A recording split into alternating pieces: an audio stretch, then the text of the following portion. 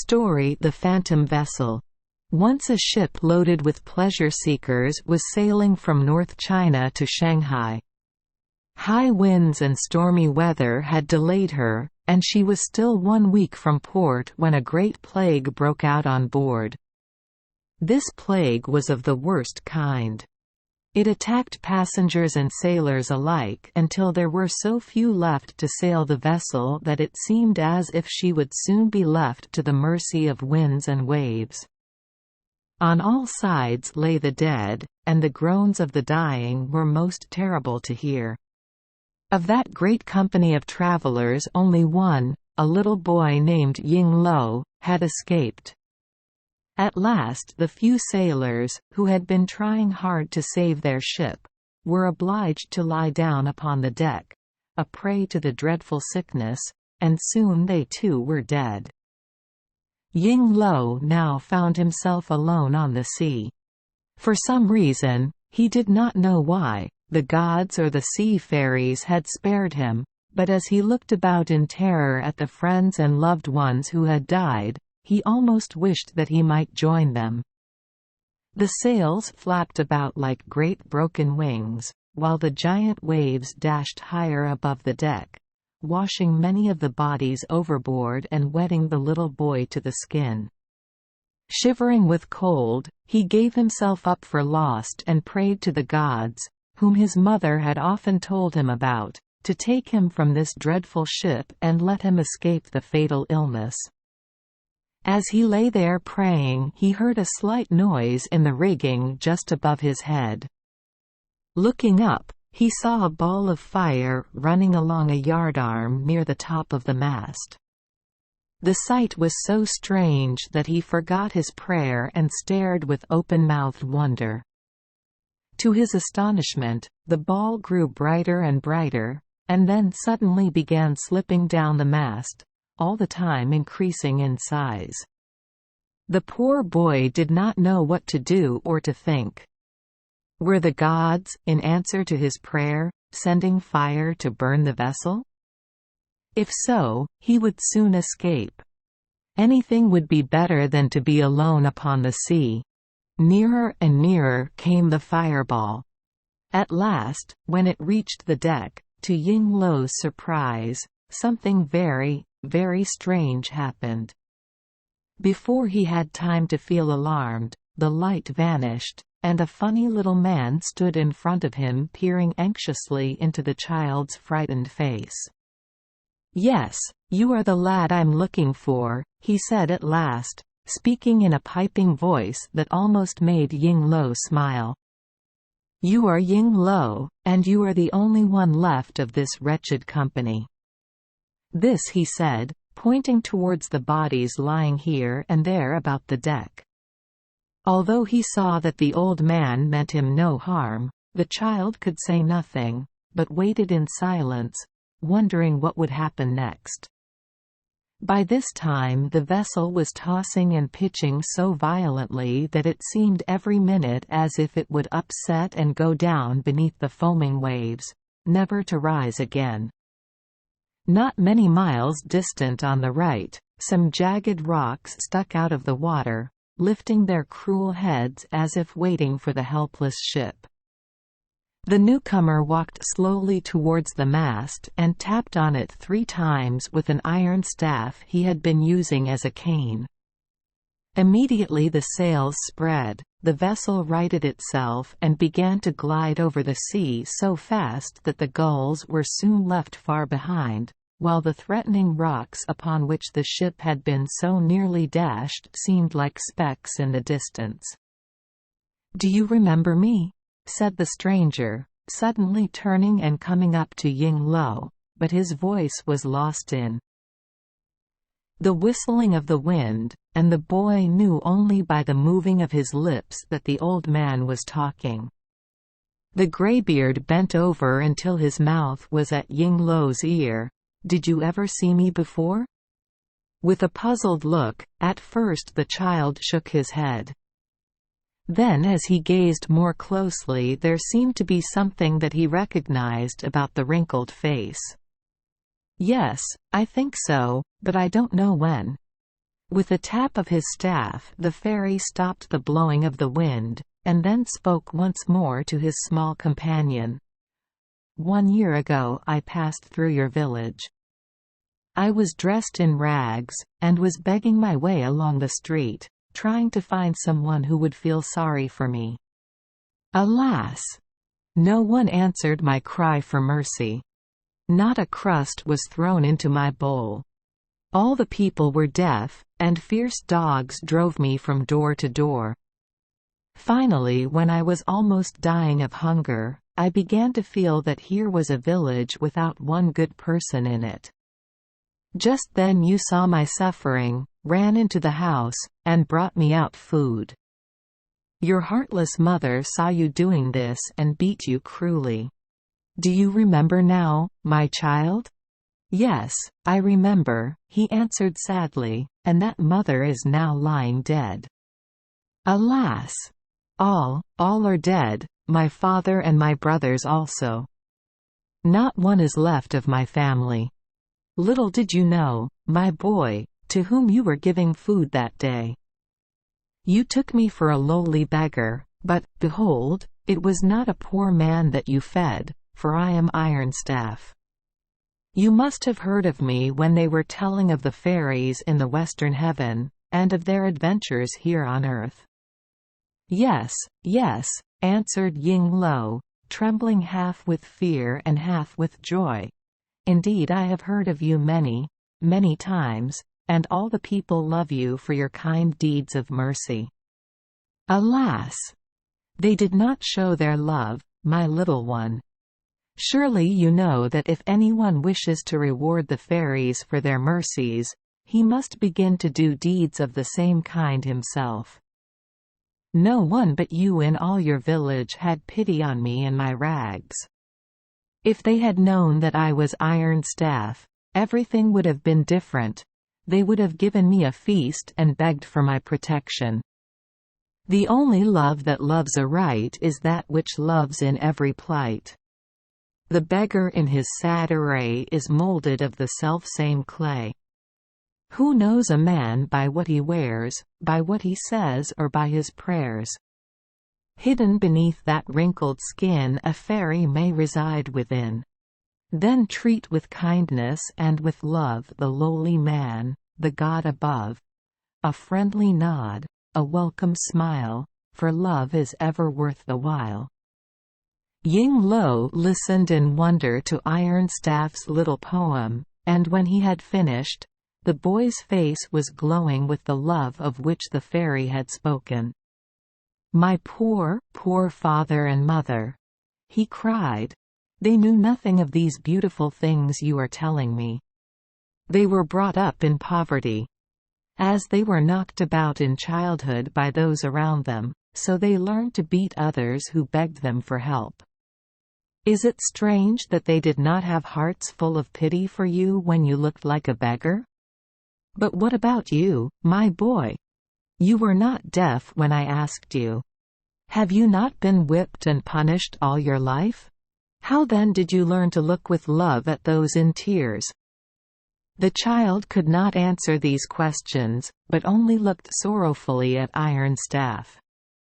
"Oh, can you not, good fairy? Will you not restore my parents and brothers, and give them another chance to be good and useful people?"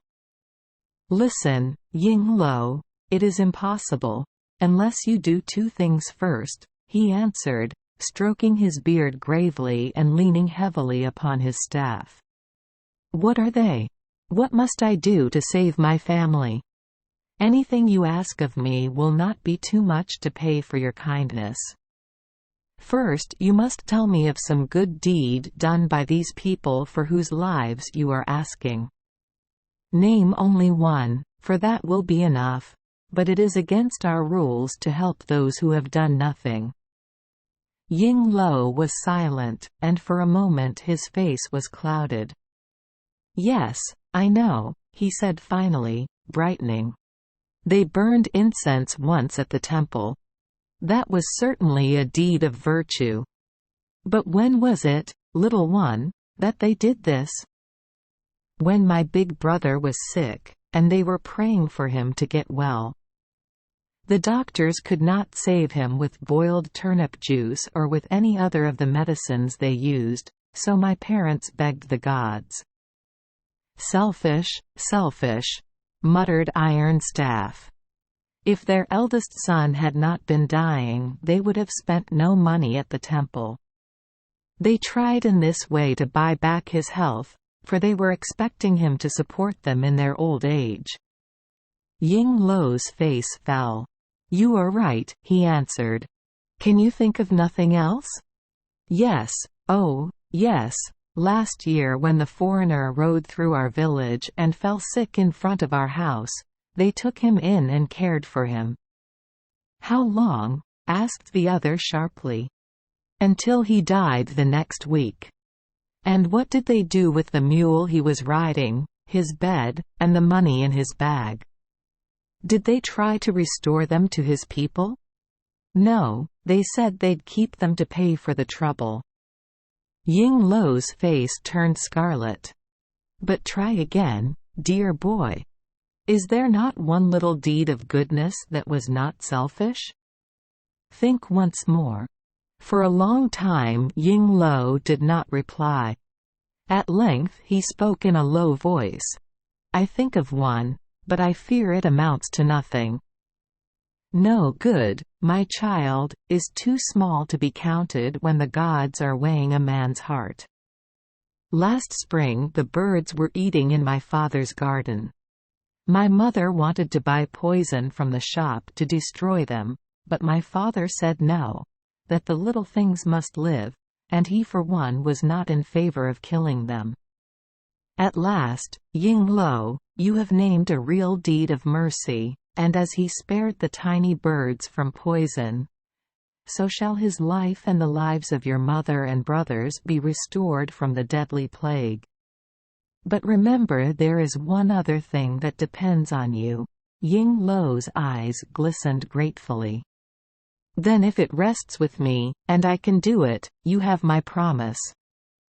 No sacrifice should be too great for a son to make for his loved ones, even though his life itself is asked in payment."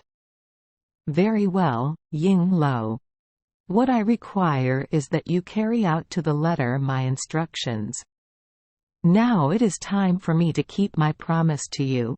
So saying, Ironstaff called on Ying Lo to point out the members of his family, and, approaching them one by one, with the end of his iron stick he touched their foreheads. In an instant each, without a word, arose. Looking round and recognizing Ying Lo, they stood back, frightened at seeing him with the fairy. When the last had risen to his feet, Ironstaff beckoned all of them to listen.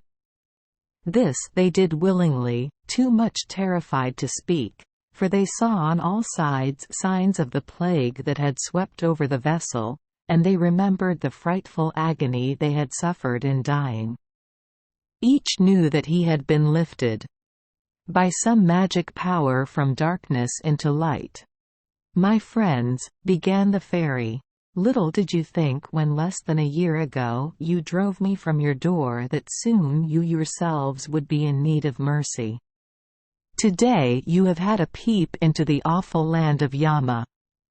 You have seen the horror of his tortures, have heard the screams of his slaves, and by another night you would have been carried before him to be judged. What power is it that has saved you from his clutches? As you look back through your wicked lives, can you think of any reason why you deserved this rescue? No, there is no memory of goodness in your black hearts. Well, I shall tell you. It is this little boy, this Ying Lo, who many times has felt the weight of your wicked hands and has hidden in terror at your coming. To him alone you owe my help." Father, mother, and brothers all gazed in turn, first at the fairy and then at the timid child whose eyes fell before their looks of gratitude. "By reason of his goodness, this child whom you have scorned is worthy of a place within the western heaven. In truth, I came this very day to lead him to that fairyland. For you, however, he wishes to make a sacrifice. With sorrow I am yielding to his wishes. His sacrifice will be that of giving up a place among the fairies and of continuing to live here on this earth with you. He will try to make a change within your household. If at any time you treat him badly and do not heed his wishes, mark you well my words, by the power of this magic staff which I shall place in his hands, he may enter at once into the land of the fairies, leaving you to die in your wickedness. This I command him to do, and he has promised to obey my slightest wish. This plague took you off suddenly and ended your wicked lives.